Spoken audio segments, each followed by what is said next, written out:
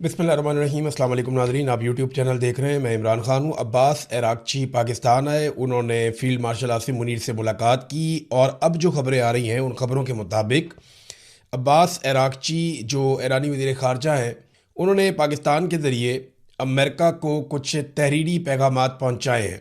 यानी पाकिस्तान बीच में एक लिंक के तौर पर इस्तेमाल हो रहा है और मैंने आपसे कहा था कि ईरान कभी भी इस लिंक को ज़ाया नहीं होने देगा और ईरान कोशिश करेगा कि पाकिस्तान का चैनल ईरान के लिए इस्तेमाल होता रहे। जबकि अमेरिका को इस वक्त पाकिस्तान का मौजूदा रजीम सूट करता है, वो इन पे एतबार कर रहे हैं। कोई और रास्ता भी नहीं है। जो डोनाल्ड ट्रंप की अब हालत है आलमी सतह पे, तो सादी बात यह है कि अब्बास अरागची ने ईरानी पैगामात पहुँचाए। ये पैगामात हैं क्या? मैंने आपको पहले भी बताया था कि अब बिलवास्ता मुज़ाकरात होंगे अमेरिका के ईरान के साथ। उसकी कुछ रीज़न हैं कि अमेरिकन जब ईरानियों के साथ बैठे तो उन्हें आइडिया हो गया कि ये मैदान जंग में जितने टफ़ हैं उससे बहुत ज़्यादा टफ़ ये टेबल के ऊपर है और टेबल में इनके साथ बैठने से उनका कद बड़ा होता है ईरानियों का और अमेरिकन के लिए मुश्किलात पैदा होती हैं। तो इसलिए अब देखें ना, पाकिस्तान सालसी करवा रहा है, अमेरिकन बैठे हुए हैं, ईरानी बैठे हुए हैं, फिर ईरानी पूरी तैयारी करके आते हैं तो वो चीज़ें फिर एक्सपोज होती हैं। बहरहाल ईरान ने अपनी जो रेड लाइन्स हैं या जिन्हें सुर्ख लकीर कहते हैं कि इन चीज़ों से मुतालिक हम कोई कंप्रोमाइज़ नहीं कर सकते, वो जो उनकी हदूद हैं कि यहाँ तक ईरान फ्लेक्सिबल हो सकता है, इससे ज़्यादा नहीं हो सकता। मैंने आपको बताया था कि ईरान कभी भी अपनी यूरेनियम इस बात के ऊपर शायद आमादा ना हो कि वो अपनी यूरेनियम अमेरिका को दे दे कि आप ले जाएं उधर न्यूयॉर्क में, वाशिंगटन डीसी में, वहाँ ले जाके आप रखें और दुनिया को दिखाएं कि ये यूरेनियम वॉर ट्रॉफी के तौर पे हम ईरान से उठा कर ले आएँ। तो ईरान की हत्तुल इम्कान कोशिश होगी कि ऐसा कुछ ना हो। ईरान के अंदर उस यूरेनियम के साथ क्या किया जा सकता है, उसके मल्टीपल सोल्यूशन हो सकते हैं, वो डिस्कस भी हो रहे हैं। बहुत सारी खबरें आपके सामने आ भी चुकी हैं। लेकिन ये है कि यूरेनियम के हवाले से जो एक रेड लाइन है वो भी ईरान ने अमेरिका को बता दी है पाकिस्तान के ज़रिए। और आबने हुर्मुज़ के मुतालिक ईरान किस किस्म का सलूशन चाहता है, ये बात भी अमेरिका तक पहुंचाई गई है। देखें, जिस वक्त पाकिस्तान में अभी अरागची आए थे चंद दिन पहले, तो तब ज़्यादा बात आबने हुर्मुज़ पे हुई थी और फिर अरागची फौरी तौर पे ओमान गए क्योंकि ओमान इसमें एक पार्टनर है। मैंने उस दिन आपको मैप दिखाया था कि आबने हुर्मुज़ के दोनों तरफ ईरान और ओमान है, कोई तीसरा मुल्क नहीं है। तो ये दोनों मुल्क आबने हुर्मुज़ को अपनी मलकियत समझते हैं और जो भी फैसला ईरान ने करना है वो ओमान के साथ मिलकर करना है। और ओमान की राय भी जो है वो बाकी दुनिया से मुख्तलिफ है आबने हुर्मुज़ को या ये जो ईरान के ऊपर अटैक हुआ इसराइल का, अमेरिका का, इन चीज़ों को लेकर। अब वो ओमान जाते हैं, वहाँ पे जाके ओमान के बादशाह उनसे मुलाकात करते हैं। उन्होंने बड़ी ज़बरदस्त पोजीशन ले रखी है इस वक्त रीजन में। और फिर वो वापस आते हैं पाकिस्तान और मुशावरत की जाती है, पहले ईरान में फिर पाकिस्तान में मुशावरत होती है और फिर एक तहरीरी तौर पे ईरान अपनी रेड लाइन्स पर मुश्तमिल एक तहरीर पाकिस्तान के ज़रिए अमेरिका को पहुँचाता है। तो मामला यहाँ पे आके रुके हुए हैं। अब देखना यह है कि अमेरिका उसके ऊपर रद्दमल क्या देता है।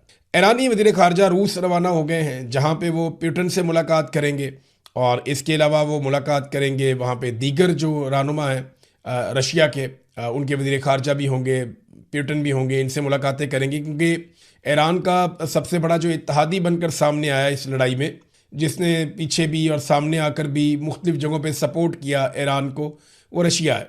जब आबने हुर्मुज़ को ताकत के बलबूते पर खुलवाने का फ़ैसला किया गया और एक करारदाद पेश की गई, तो रशिया और चाइना ये दो ममालिक थे जिन्होंने फौरी तौर पे इस करारदाद को वीटो कर दिया था। अभी डोनाल्ड ट्रंप ने एक दौरा करना है, 14 मई की तारीख आ रही है कि शायद 14 मई तक डोनाल्ड ट्रंप चाइना का एक दौरा करेगा और डोनाल्ड ट्रंप की मुलाकात होगी प्रेसिडेंट शी से और वहाँ पे कुछ चीज़ें डिस्कस हो सकती हैं।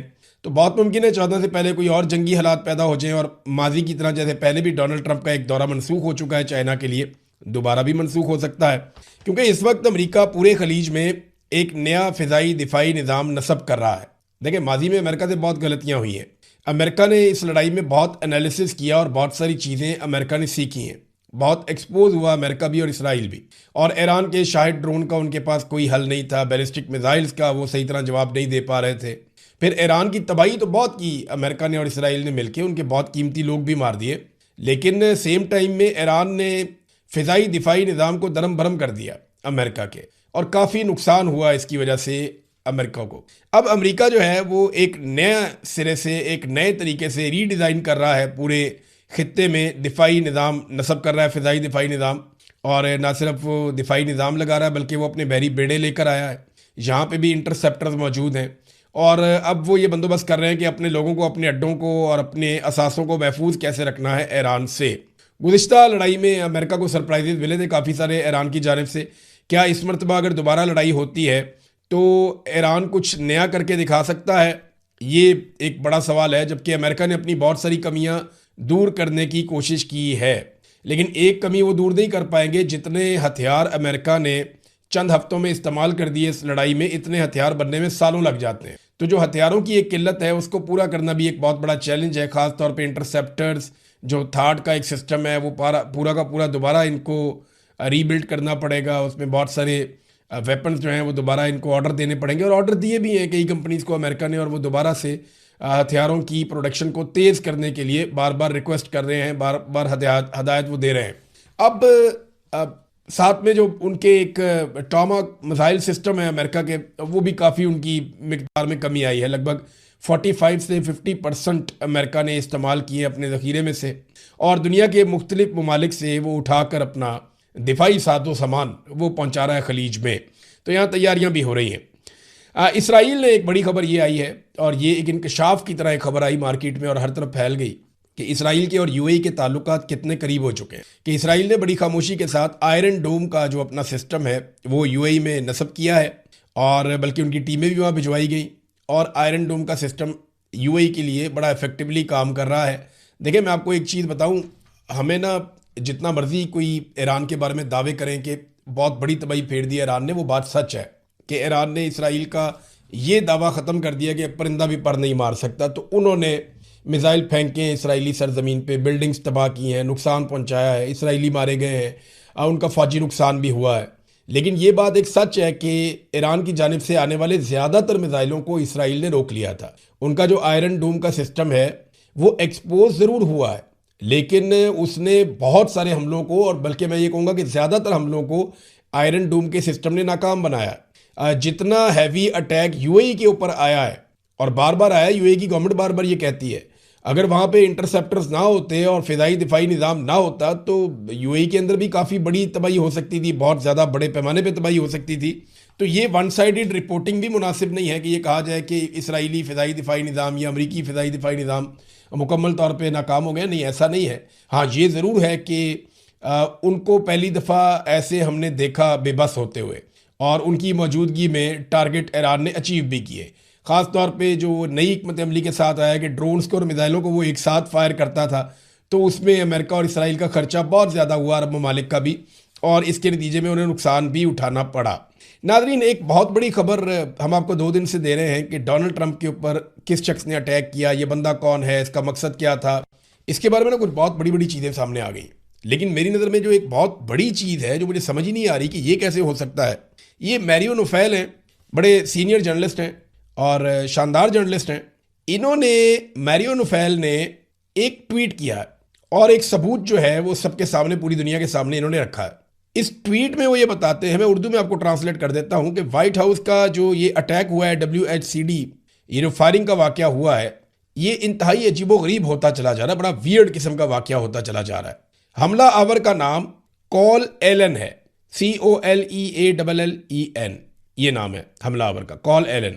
इसने हमला किया है और ये आदमी पकड़ा गया है, इसने गोली भी चलाई है। लेकिन आज से चंद साल पहले एक अकाउंट ऐसा है जिसको ये पता था, इस नाम के बारे में उसे पता था। उस वक्त शायद कॉल एलन को भी इस बात का आइडिया नहीं था।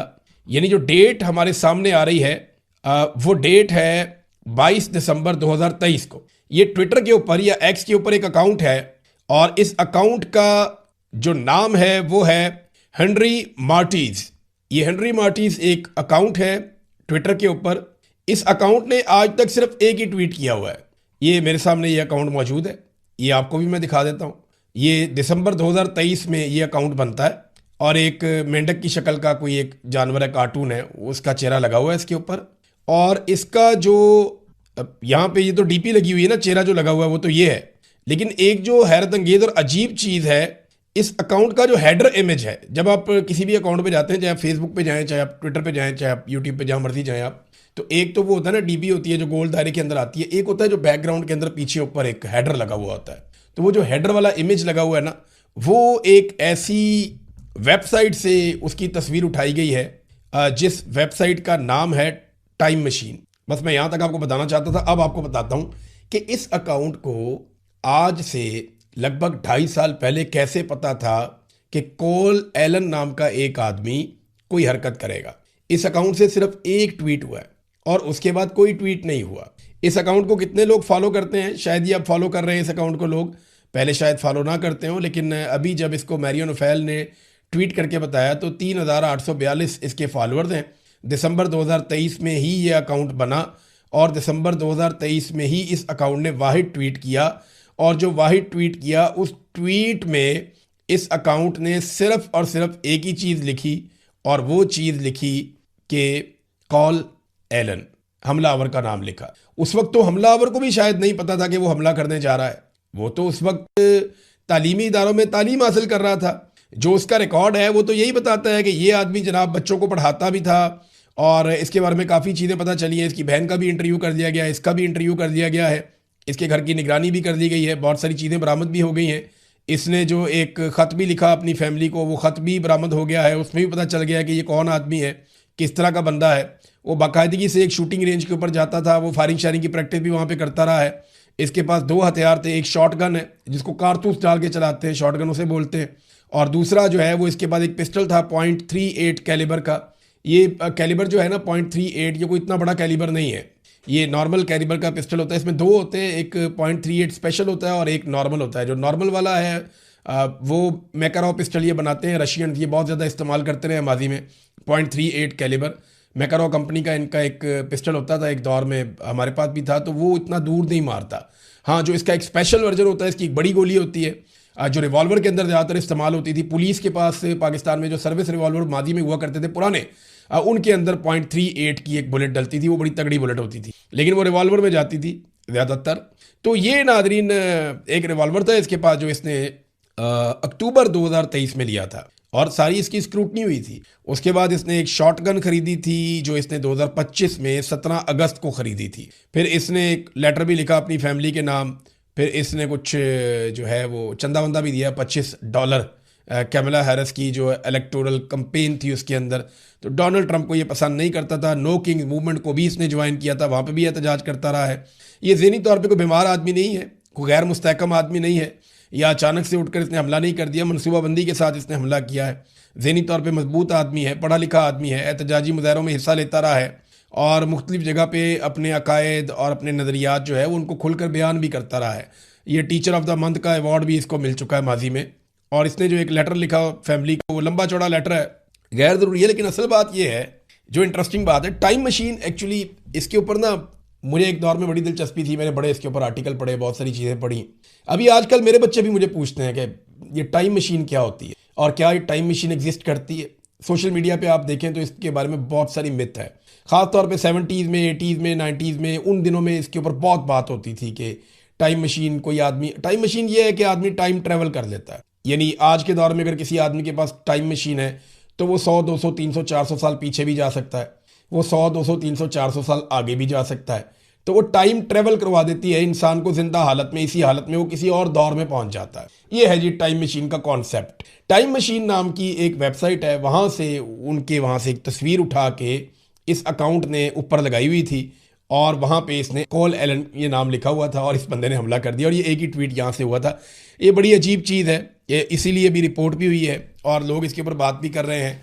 अभी इस हमले में मज़ीद इन्वेस्टिगेशन होगी, शायद कुछ और निकाल पाएँ लोग, लेकिन ये एक नॉर्मल चीज़ लगती है। लेकिन एक चीज़ जो नॉर्मल नहीं लगती कि किसी को पहले से कैसे मालूम हो सकता है कि बाद में एक शख्स कुछ ना कुछ करेगा और उसका नाम पहले से ले लिया जाए, ये अब इसका कोई आइडिया नहीं है। नाज़रीन, इसराइल में नेतन्याहू की जो सियासी पोजीशन है वो कमज़ोर हो रही है। देखें, डोनाल्ड ट्रंप की अपनी सियासी पोजीशन बहुत कमज़ोर हुई है।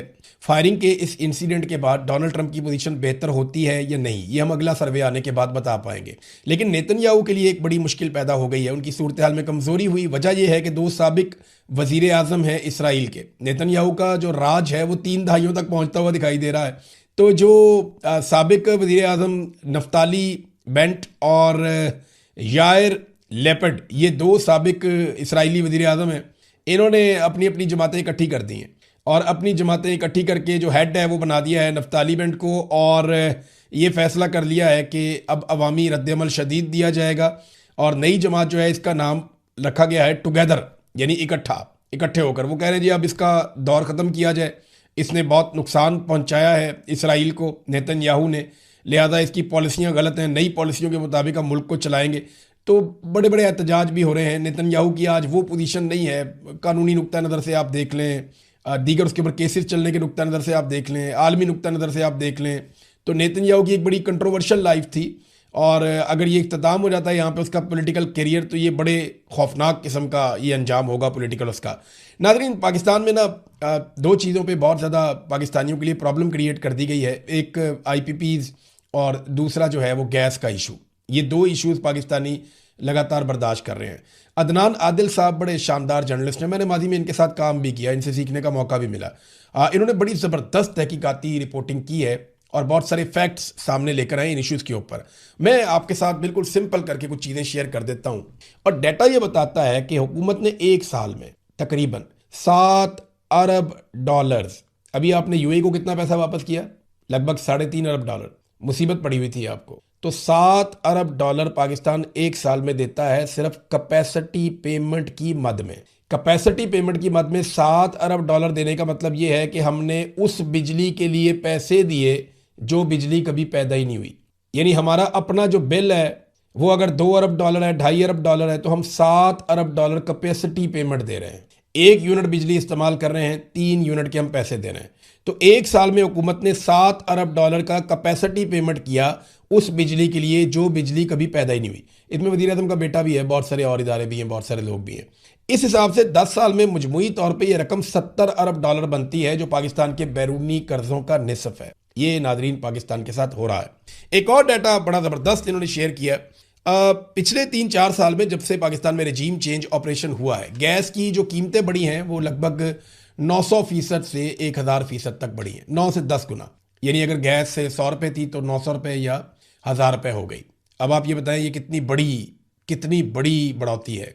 यानी तो कीमत में बहुत बड़ा इजाफा है कि 100 रुपये वाली चीज़ आपको 900 रुपये में या 1000 रुपये में मिले। अभी एक मरतबा फिर जो कंपनियां हैं वो हुकूमत से मुतालबा कर रही हैं कि 300% मजीद इजाफा किया जाए। अच्छा, जो 300% इजाफा होगा ये 4 साल पुरानी वाली कीमत में नहीं होगा, ये मौजूदा कीमत में होगा। यानी जो 100 को 900 तक पहुंचाया है उसको आप 3 से मल्टीप्लाई कर दें तो ये तो 2500-2700 तक पहुंचा देंगे। यानी 4 साल पहले इमरान खान साहब के दौर में जो गैस आपको मिल रही थी, फ़र्ज़ करें 100 रुपये की, वो 2500 रुपये की हो जाएगी अगर अब दोबारा से हुकूमत ने कीमतें बढ़ा दी तो। देखिए, कीमत बढ़ाने के अलावा इनके पास रास्ता कोई नहीं है। कीमतें बढ़ाएंगे तो खसारे कवर करेंगे ना, क्योंकि पाकिस्तान में कारोबारी ज़िंदगी तो चल ही नहीं रहा। और ये जो गैस इस्तेमाल होती है ना, इसका ज़्यादातर हिस्सा आवाम इस्तेमाल नहीं करती। जो घरेलू सार्फिन है वो सिर्फ 20% गैस इस्तेमाल करते हैं। जो ज़्यादातर गैस है 80% वो सनतें इस्तेमाल करती हैं, तजारती मकासद के लिए इस्तेमाल करती हैं। सबसे ज़्यादा गैस आपकी बिजली बनाने वाले पावर प्लांट खा जाते हैं। एक तो हम उन्हें गैस देते हैं, दूसरा हम उन्हें कैपेसिटी पेमेंट भी देते हैं। और फिर इस गैस की कीमत वो इदारे नहीं देते, उनको तो सब्सिडी के ऊपर गैस मिलती है। खाद बनाने वाली फैक्ट्रियों को 150 अरब की सब्सिडी हर साल हुकूमत देती है गैस के ऊपर। इतनी कम कीमत में उन्हें गैस मिलती है और ये बोझ किस पे पड़ता है? आम पाकिस्तानियों के ऊपर। तो पैसे देता है आम पाकिस्तानी घरेलू सारिफ जो 20 से 22% गैस इस्तेमाल करता है, और ये लोग सब्सिडीज लेते हैं, ये इंजॉय करते हैं। वैसे जो घरेलू सारिफ है उसको भी सब्सिडी मिलती है, ऐसा नहीं है कि उसको नहीं मिलती, लेकिन हमारी पॉलिसियों की खराबी है ना, हमारी पॉलिसियों की खराबी है। बड़ी शानदार रिपोर्ट एक अदनान आदिल साहब ने बनाई है, देखने से वो ताल्लुक़ रखती है। मैं उसको ट्विटर पे अभी शेयर भी करूँगा और जो लोग देखना चाहें उसको तफसील से जाकर देख सकते हैं। बहरहाल ये नाज़रीन पाकिस्तानियों के साथ पाकिस्तान की सरकार कर रही है और इन्हें किसी बात की परवाह नहीं है, क्योंकि वोट तो इन्होंने पब्लिक से लेने ही नहीं। इन्होंने तो बूटों के तस्मों के साथ लटक के